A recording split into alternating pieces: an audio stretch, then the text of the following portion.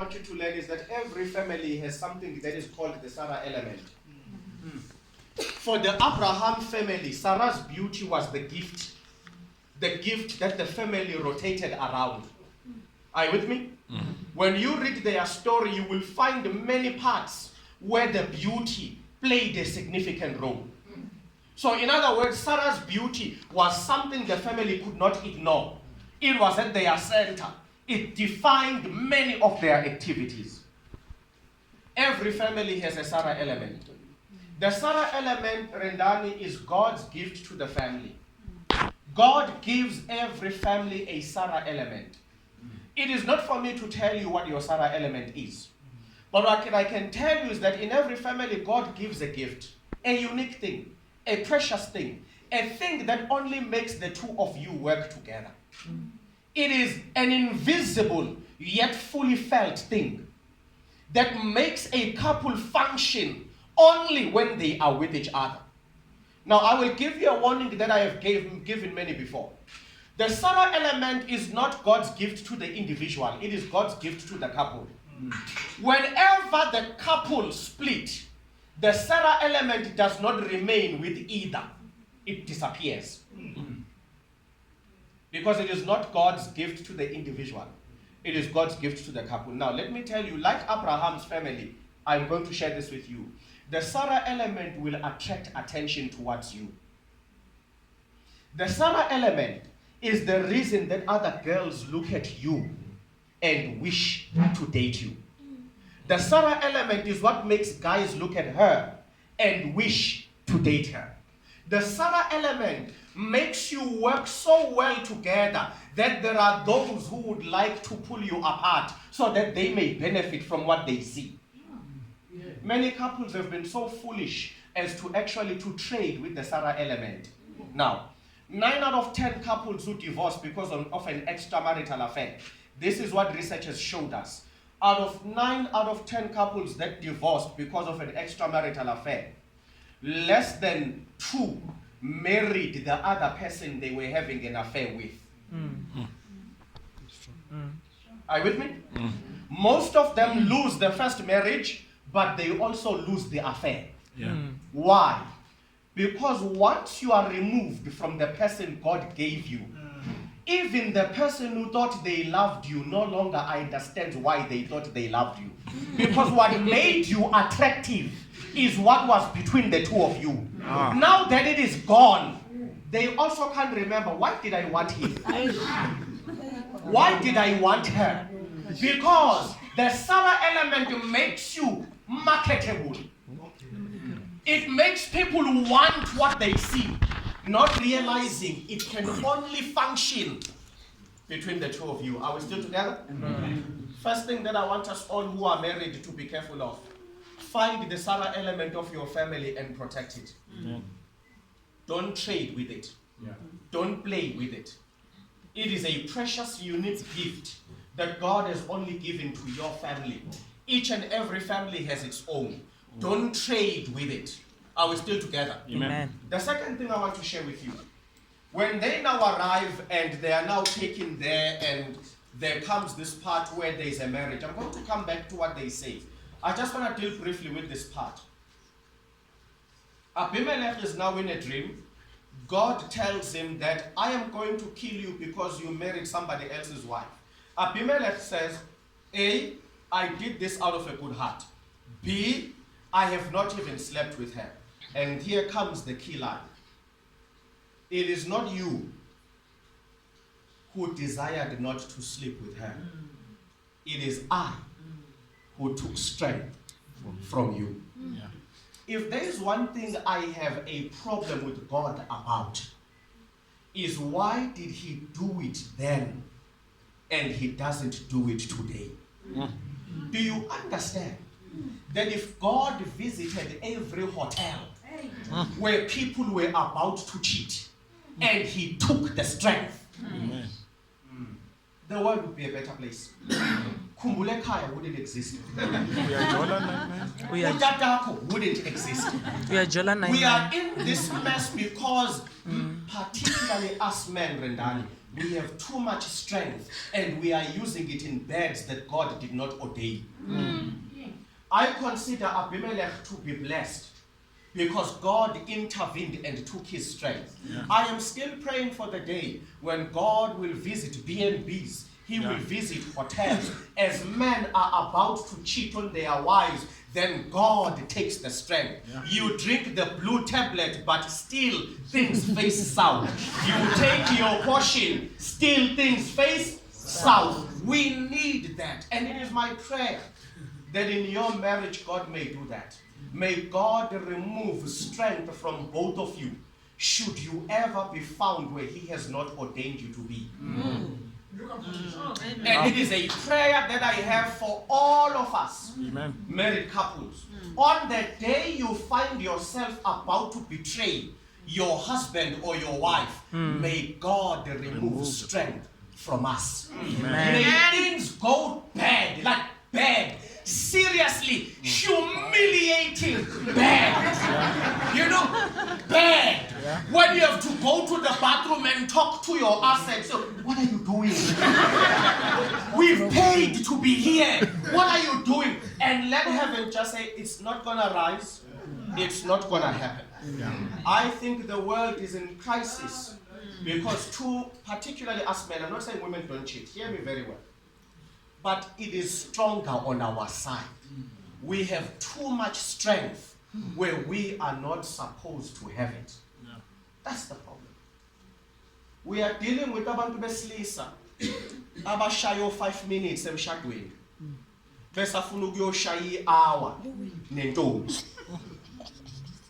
Wow. I don't know the English translation of what I'm saying. You will need to talk about it on the side if you want to translate. And so my prayer for you in your marriage, may you never have strength elsewhere. But I'm not just talking about sexual strength. May you never be kind to other people when you fail to be kind to each other. When you wake up in the morning and you don't greet your wife, may God remove from you a smile for your boss. You have no right to make the world happy when the woman he gave you, you left her sad. You have no right to please anyone else when the man he gave you is not pleased. Please be very clear about that. When you leave your house in the morning and your spouse is not happy, you shouldn't even be smiling with the people at the robots asking for money. Where are you getting strength for them when you have no strength for the one you took in the presence of God? Amen. Are you still with me? So whatever strength you may have, even financially, you cannot have money to assist your friends when you are never even inspired enough to buy each other colognes. Do you understand what I'm saying to you? We've got so many people who are married. When a friend calls, hey brah, I'm broke, boom, 1,000 rands e-wallet. Your wife says, I saw a very nice pair of shoes. That's your shoe power. Do you understand what I'm saying to you? People have strength in the wrong places.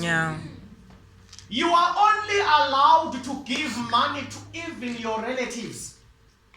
They can only get money from, maybe let me put it to you this way because it's biblical. Never allow your relatives to ask money from you. They must come to her. It's biblical. The Bible says, then shall a man leave his father and mother. There is no vow between you and your mother. The vow is between you and your wife. Please give me a chance to talk about this one because it's a problem. Brendan, never, ever choose your family over your wife. There is no divine instruction to choose them. Even when she is wrong, choose her above your family. They will learn from you her value. See, when you're in a family meeting and you are discussing things, even if it's not about the two of you, it could be anything that the family is discussing, and she makes a comment, a bad comment, a stupid, like a stupid comment. Are you still with me? Never stand up and say, no, I disagree with my wife. You would have betrayed God. See, when you are in your family, you shield your wife. Yes. You become like a protective hand over her. She stands up, she says something stupid, you stand up and say, you know my wife is right. And then you will say, on top of that, I just want to add. All right. Now, somewhere in the car alone, you can say, hey! What were you saying? But now it's just the two of You. Please, families, I need to say this to the both of you. Read your Bibles carefully. There is no commandment that says these guys must choose you. In fact, let me put you differently. They chose each other. You are a default. Default, yeah. We never choose a default over a choice. Yeah. That includes you. Don't care how much you love your mother.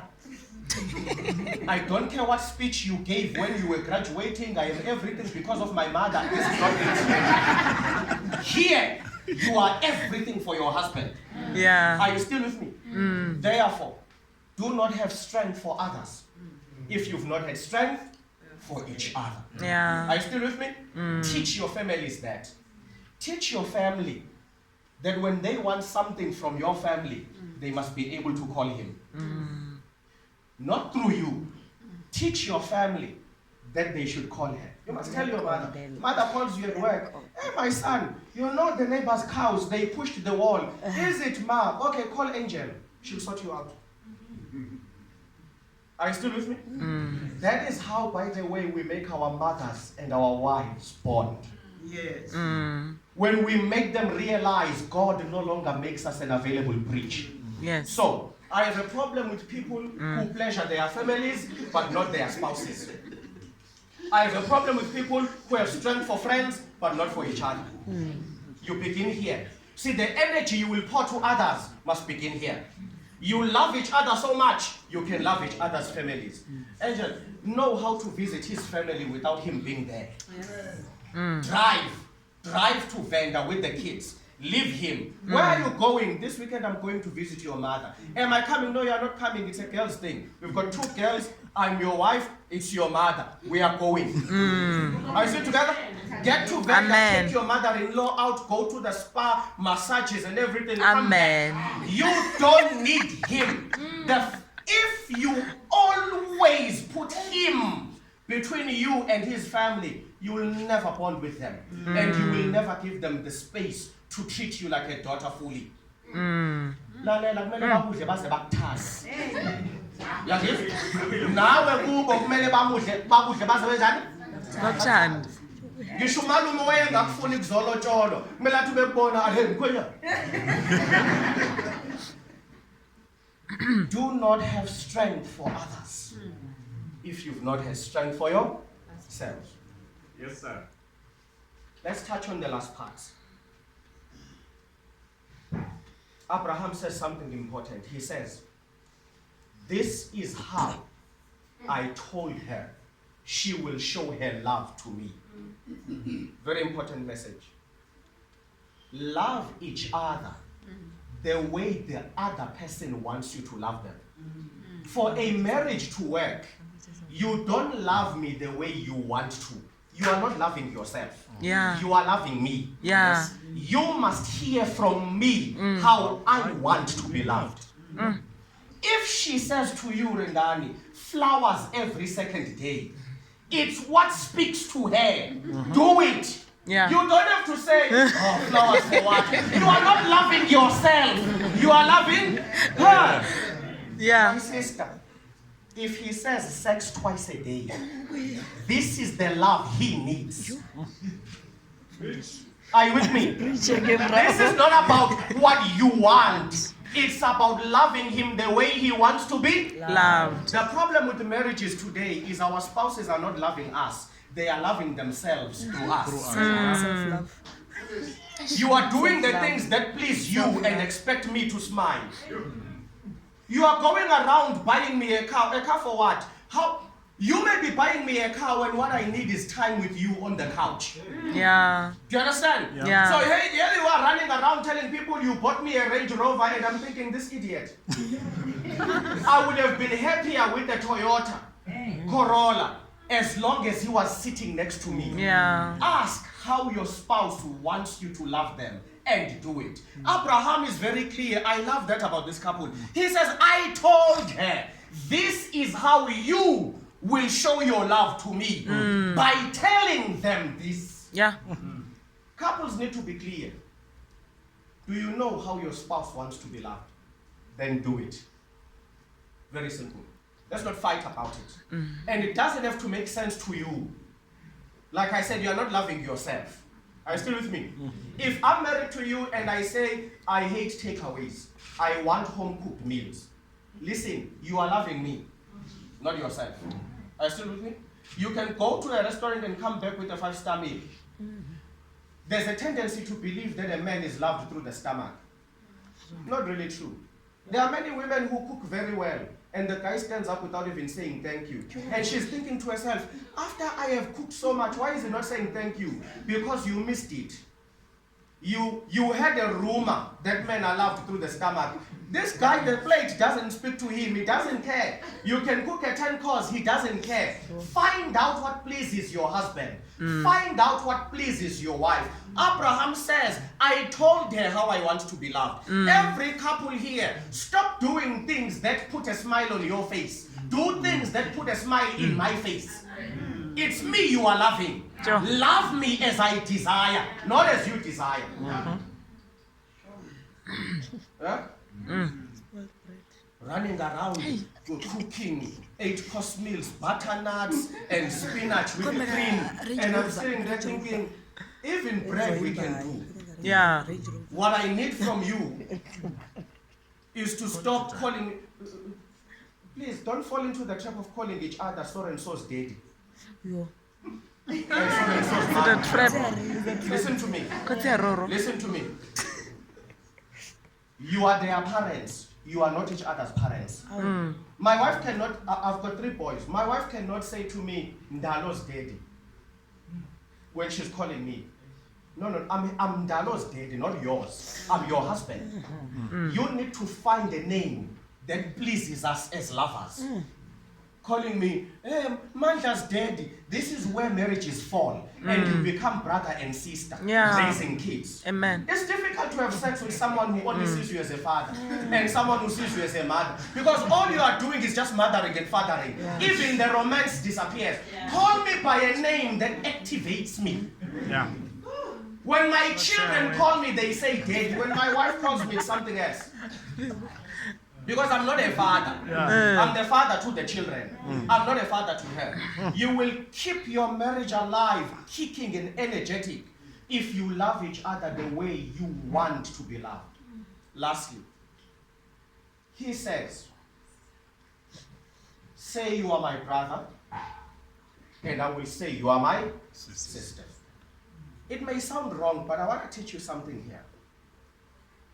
Marriage has seasons. Not all seasons can be survived by husband and wife. Some seasons need you to be a brother and a sister. Okay. But hear me very carefully. The gear of being a brother and a sister was given by God to couples temporarily. It is a gear to survive storms. It is not a gear to live in. Okay. Yeah. Are you with me? See, there are things a sister can do for you that a wife will not. There are things that a brother will do for you that a husband will not. If you have a fight, and I'm sure you've had them, only angelic couples don't have fights. And those should just die today and go to heaven. Because their role on earth is done. But for most of us, we still have fights. Let me tell you, typical example. An angry husband, his wallet gets angry as well. Follow me very carefully. When husbands are angry, their wallets are also angry. Okay. So If there's been a fight and he's angry, he won't be buying the bread, he won't be paying this, he won't be paying that. Do you understand? Yeah. That's how angry husbands are. Now, Okay. when she has upset the husband in you, put the husband on neutral. Get onto the brother gear and put gear 1. Yeah. The brother will take care of the family while the husband is healing. The brother will do the things that the husband would not. See, when your wife makes you angry, you become a brother. The brother will pay the bills because the husband will not. Husband is angry. Yeah, husband is angry. The husband is too angry. Are you with me? So, as a husband, I am angry. My wife has done something. My wallet is angry. I have even forgotten my PIN. I say to the husband, go to sleep. You are too wounded. I go to the brother in me. I put gear 1. And the brother will pay the bills. The brother will take her car to the garage, make sure it is washed, sparkling clean. He will put a full tank. He will come home. He will still not greet her because the husband is angry. Do you understand? He will throw the keys on the table. But what has happened? The brother has continued family duties while the husband is recovering. Are you with me? Sisters will do things wives cannot. For example, see, when the wives are angry, now what I'm about to say, if you don't understand it, it will mean you are underage. I will not explain. When the wives are angry, they dish, but they don't dish. Are you with me? Now, when the wife is upset, do that. Go to the kitchen, cook if it's your duty to cook. Make sure he has a nice meal, put it on the table, he eats. Go to the bedroom, wear your leggings, your long pajamas, your gown, you put on your pantyhose. That is a sign that the sister fed you, but the wife is offline. Not waking. Are you with me? Subscribe. Because we don't want you to be an angry wife in totality. Then you do nothing. No. Smart couples navigate. Some problems need siblings.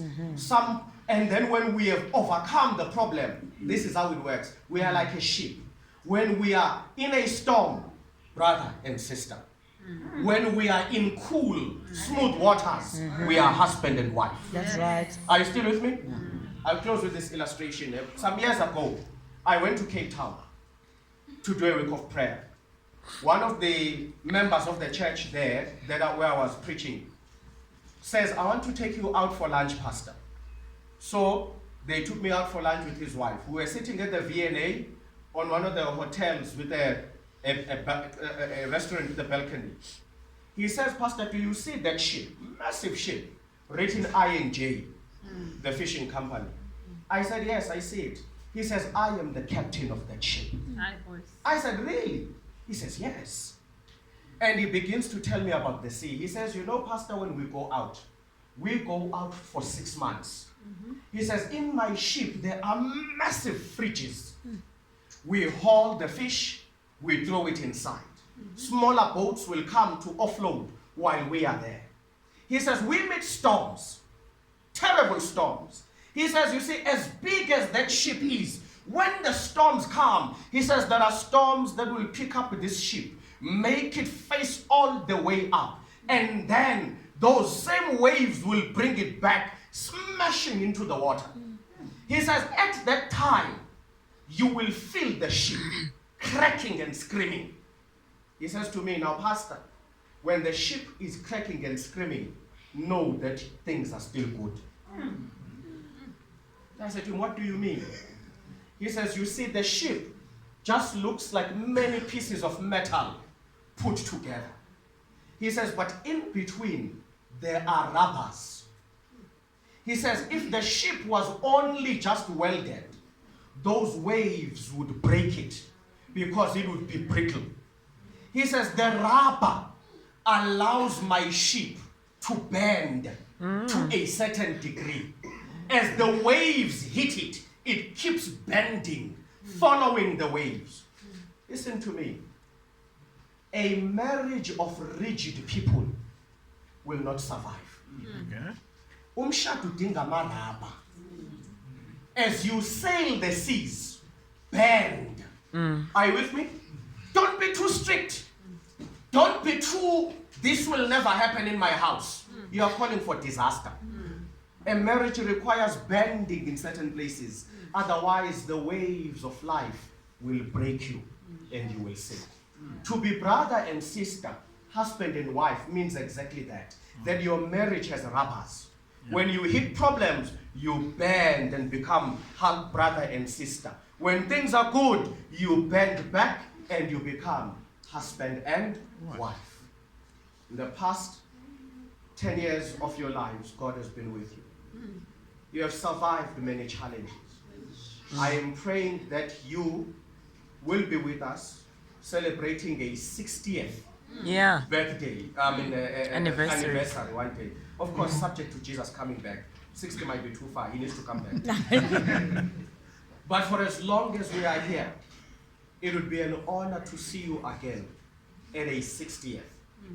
Because in the next 50 years to come, you will have learned to navigate the seas by changing these characters whenever is necessary. May God bless you and may God keep you. I invite you to rise as we do the Amen. Wow.